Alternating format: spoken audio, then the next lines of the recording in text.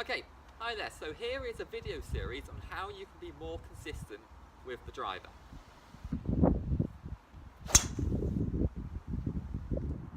Okay, now the backswing with the driver on how you can become a more consistent driver of the ball.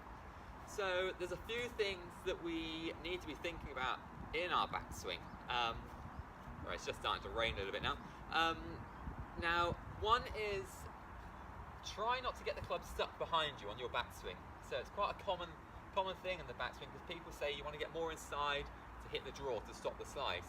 Well, if you're getting stuck in here, then quite a common reaction to being stuck is to swing the club over the top. So just be careful that you don't take the club too far on the inside. A good drill for that is once you're in your setup, take the club away and feel like it's out in front of your hands. You want to feel like the shaft is almost going at your left knee or left hip, and just repeat that movement.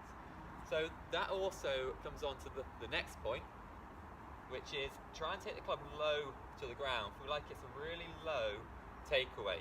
Now, if you're picking the club up, like I mentioned in the previous video, if you're picking the club up, it's quite likely you'll hit down steep into the ball and it'll pop in the air. So again, try and take the club nice and low to the ground and make sure that club head is just out in front of your hands.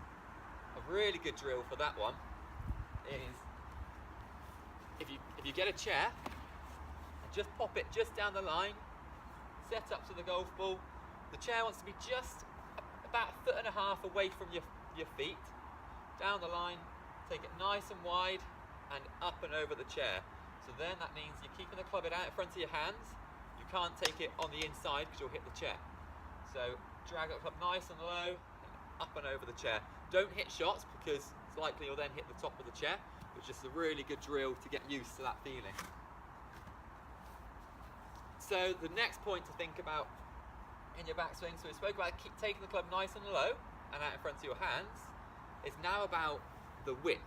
Okay, so you want to make sure you've got a really nice wide backswing. You don't want to be getting narrow. So just think of a good shoulder turn. So make sure you get a good full shoulder turn and feel like your hands are really high or a good width from your body. It doesn't matter if they're in line with your shoulders or up here, just make sure that your hands are a good width from your body. Feel like they're pulling your left shoulder around.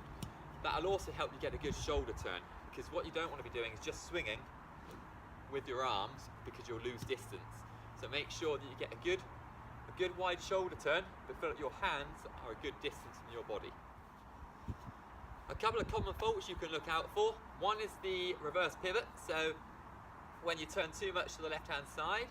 The other one is the sway, where people will rock off the ball. So just be aware of those and just feel that your hips stay still, okay, and you just turn your shoulders onto that right knee.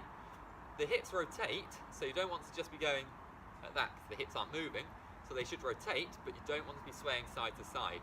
So just feel that it's a good full shoulder turn and you turn onto that right knee. That's a good thing to think about to create that width as well. So that's the backswing. The next video is going to be on the downswing, and then we've got the follow through. So 2 more to come.